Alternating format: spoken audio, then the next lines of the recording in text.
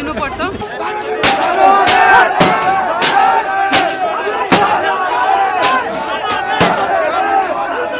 यो वाञ्छित गतिविधि यो अशान्तपूर्ण वातावरणको सिर्जना गर्ने कार्य नगरिदिनुहोस्। हामी डराउँदैनौँ, कति पनि झुक्दैनौँ, कति पनि डराउँदैनौँ।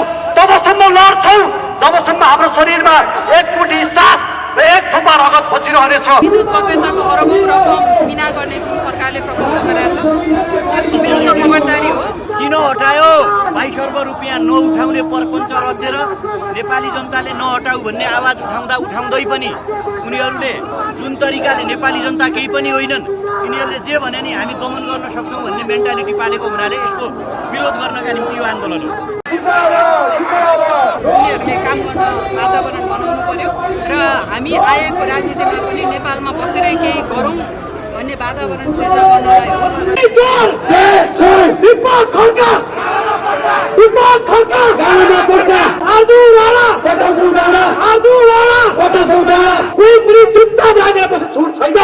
हामी चुपचाप लाग्यौँ भने यो सरकारले यसरी दमन गरिरहने। सलमान घिसिङलाई हटाउन पाइँदैन, सलमान घिसिङ हिरा हो, केपी ओली किरा हो। ऊर्जा मन्त्री दीपक खड्का राजीनामा दे,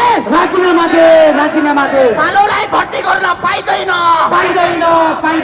राष्ट्रिय सरकार मुर्दाबाद।